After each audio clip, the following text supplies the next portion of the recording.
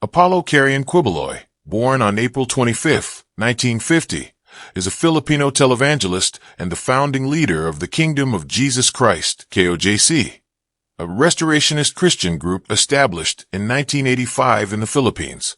Declaring himself as the appointed Son of God and owner of the universe, Quiboloy has built a religious empire and gained political and media influence. He is also recognized as the founder of Sonshine Media Network International, SMNI, a media outlet aligned with his religious and political views. However, his reputation has been marred by serious allegations, including sex and human trafficking, money laundering, and coercion. His legal battles with authorities in both the United States and the Philippines have captured public attention, especially after being arrested in September 2024. Net worth. While Apollo Quiboloy does not publicly declare his assets, several estimates and investigations have placed his net worth between $10 million and $20 million, though some suggest it could be much higher. His wealth comes from various sources, including donations from followers, church-affiliated businesses, and media enterprises. The Kingdom of Jesus Christ operates numerous television and radio stations, real estate properties, and even owns private aircraft, including a Gulfstream jet that Quiboloy frequently uses. The church's financial structure is largely opaque, but it reportedly receives tens of millions in donations from local and international members. Although Quiboloy insists that all assets belong to the ministry and not to him personally, critics have often questioned the extent of his control over church resources. In recent years, the U.S. Federal Bureau of Investigation, FBI, and other international bodies have looked into financial and criminal allegations that could impact his global holdings. Early life and family roots. Apollo Quiboloy was born in Davao City to Kapampangan parents Jose Quiboloy and Maria Carreon, who migrated from Lubao, Pampanga, after World War II in search of economic opportunities. He was the youngest among 9 siblings. His upbringing in a deeply religious environment would later influence his path into Pentecostal ministry and spiritual leadership. Religious journey. From Pentecostal roots to spiritual visions. Quiboloy's father initially belonged to the Christian and Missionary Alliance, but later embraced Oneness Pentecostalism, joining the United Pentecostal Church of the Philippines, UPCP, with his sons. The family quickly became prominent figures within the Davao religious community, and Apollo's older brother eventually held a high position in the UPCP. Apollo claimed to have begun receiving spiritual visions at the age of 14 during a visit to Malungan, South Cotabato. These visions reportedly involved symbolic imagery like fire consuming the earth and cosmic events foreshadowing divine judgment. He interpreted them as signs of Christ's second coming. The preaching machine of UPCP. Initially, Quiboloy wanted to become a pilot or a marine engineer. However, the practical benefits of attending a Bible college, such as free meals and transportation, led him to pursue theological studies. He enrolled at the United Pentecostal Bible Institute, graduating in 1972, and began preaching within the UPCP. His energetic style and dedication earned him the nickname Preaching Machine. By 1973, he represented the UPCP at an international conference in South Korea and was later appointed as the National Youth President in 1974. Tensions with the UPCP and birth of a new church.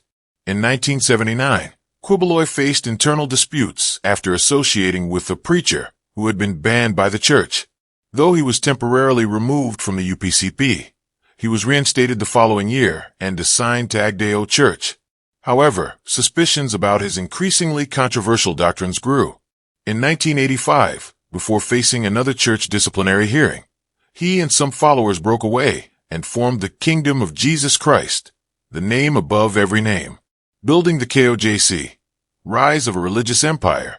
Starting with just 15 members in Davao City, Quiboloy established KOJC on September 1, 1985. The church, which refers to its members as the Kingdom Nation, grew rapidly despite public criticism of Quiboloy's divine claims. Today, KOJC reports millions of followers in the Philippines and abroad.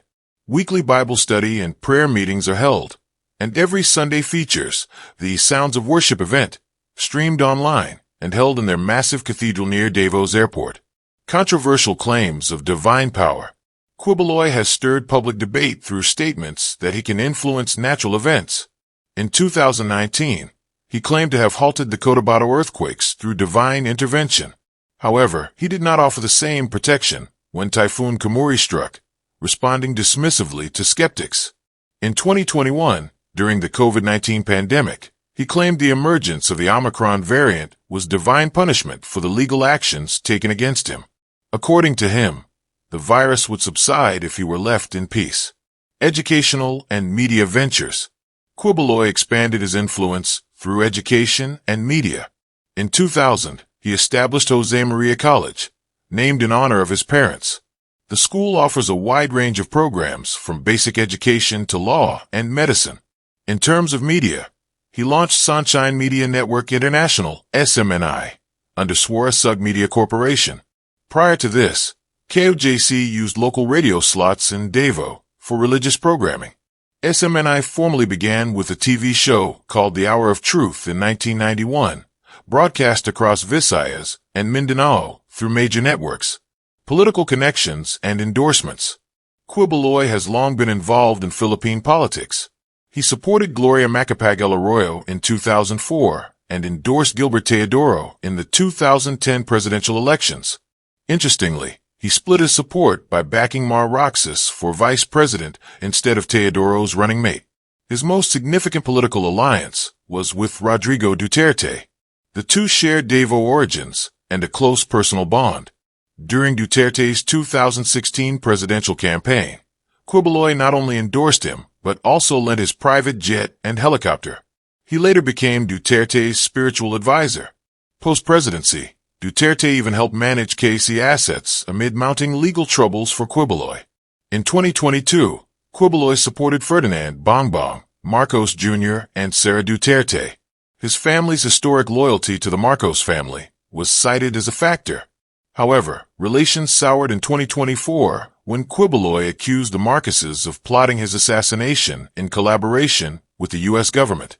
Despite this, Senator Amy Marcos defended him, noting his past kindness to many people. Legal battles and arrest. Quiboloy's once untouchable image unraveled as he became the subject of criminal investigations in the U.S. and the Philippines. He was indicted by the U.S. District Court in California on charges including human trafficking, coercion, money laundering, and marriage fraud. These allegations led the FBI to place him on their wanted list. The Philippine Senate also launched investigations after he refused to comply with hearings on human rights violations. On March 19, 2024, a warrant for his arrest was issued, and by July, the Department of the Interior and local government offered a 10 million Cuban pesos reward for information leading to his capture. He was eventually arrested on September 8, 2024. Senate run and controversy. Despite legal issues, Quiboloy filed his candidacy for the 2025 Senate elections in October 2024 under the Workers' and Peasants' Party, WPP. However, WPP President Sonny Matula disavowed the candidacy and filed for its cancellation. Quiboloy retaliated by attempting to disqualify Matula's slate. He ultimately withdrew from WPP and registered as an independent. The Commission on Elections, COMELEC, dismissed the disqualification case in December 2024 due to lack of solid evidence. Quiboloy formally began his campaign in February 2025, centering on anti-corruption policies and proposing capital punishment for corrupt politicians. In March, rapper Omar Balyu sued him for copyright violation after one of his songs was used in the campaign without permission. He failed to secure a Senate seat, placing 31st overall. He rejected the result and called for a manual vote recount, citing election irregularities and ballot inconsistencies. Stance on communism and ideological positions. Throughout his public life, Quiboloy has positioned himself as a fierce critic of communism in the Philippines. He has strongly denounced the Communist Party of the Philippines, CPP, New People's Army, NPA, and the National Democratic Front, NDF. He has also accused certain politicians and activists of being allied with or sympathetic to communist rebels.